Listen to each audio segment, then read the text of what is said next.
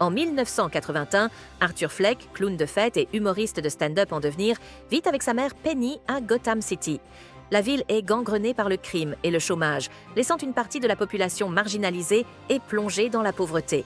Arthur souffre d'un trouble médical qui le fait rire à des moments inappropriés et dépend des services sociaux pour recevoir ses médicaments. Après avoir été agressé dans une ruelle par une bande de délinquants, son collègue Randall lui donne un revolver pour se protéger. Arthur rencontre ensuite sa voisine, Sophie Dumont, une mère célibataire, et l'invite à son prochain spectacle dans un club de stand-up. Alors qu'il divertit des enfants dans un hôpital, l'arme d'Arthur tombe de sa poche. Randall ment en affirmant qu'Arthur l'avait acheté lui-même, et Arthur est renvoyé. Dans le métro, toujours maquillé en clown, Arthur est roué de coups par 3 employés ivres de Wayne Enterprises. Il abat 2 d'entre eux en légitime défense, puis exécute le 3e. Les meurtres sont condamnés par le milliardaire Thomas Wayne, candidat à la mairie, qui qualifie les moins fortunés, jaloux des riches, de clowns. Des manifestations éclatent contre l'élite gothamienne, avec des protestataires portant des masques de clowns inspirés d'Arthur. La réduction des budgets entraîne la fermeture du programme de services sociaux, laissant Arthur sans médicaments. Sophie assiste à la représentation de stand-up d'Arthur, qui tourne au désastre. Il rit de manière incontrôlable et peine à dire ses blagues. Le présentateur de talk show Murray Franklin se moque d'Arthur en diffusant des extraits de son passage dans son émission. Arthur intercepte une lettre que Penny a écrite à Thomas Wayne, affirmant qu'il serait son fils illégitime. Furieux, Arthur la confronte pour lui avoir menti.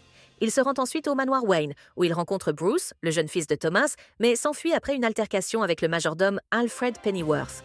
Après la visite de 2 détectives de la police de Gotham enquêtant sur son implication dans les meurtres du métro, Penny fait un AVC et est hospitalisée. Lors d'un événement public, Arthur confronte Thomas Wayne, qui lui affirme que Penny est délirante et qu'il n'est pas son père. Refusant d'y croire, Arthur se rend à l'hôpital psychiatrique d'Arkham et vole le dossier de Penny. On y apprend qu'elle l'a adopté bébé et que son compagnon violent les abusait, elle et Arthur. Penny affirme cependant que Thomas Wayne a fait falsifier les documents pour masquer leur liaison et la faire interner. Bouleversé, Arthur rentre chez lui et pénètre dans l'appartement de Sophie sans y être invité. Effrayée, elle lui demande de partir. Arthur réalise que leurs précédentes interactions étaient en réalité des illusions. Le lendemain, Arthur se rend à l'hôpital et tue Penny. Peu après, il reçoit une invitation pour participer à l'émission de Murray Franklin grâce à la popularité inattendue de ses extraits. Alors qu'il se prépare, Arthur reçoit la visite de Randall et d'un autre ancien collègue, Gary. Il tue Randall par vengeance, mais épargne Gary, qui s'était toujours montré gentil avec lui. En route pour le studio, Arthur est poursuivi par les 2 détectives dans un métro rempli de manifestants masqués en clown. L'un des policiers tire accidentellement sur un manifestant, déclenchant une émeute qui permet à Arthur de s'échapper. Juste avant l'émission, Arthur demande que Murray l'introduise sous le nom de Joker, référence aux moqueries passées du présentateur. Arthur arrive sous les applaudissements, mais l'ambiance change rapidement lorsqu'il raconte des blagues morbides, avoue les meurtres du métro et dénonce une société qui abandonne les vulnérables et les malades mentaux. Arthur tue Murray en direct et est arrêté, tandis que des émeutes éclatent dans toute la ville. Un émeutier tue les parents, Wayne, Thomas et Martha, devant Bruce, épargnant l'enfant.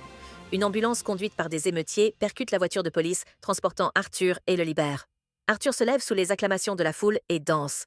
À l'asile d'Arkham, Arthur rit seul à une blague et dit à la psychiatre qu'elle ne pourrait pas la comprendre. Il s'enfuit des infirmiers, laissant derrière lui des traces de pas ensanglantés.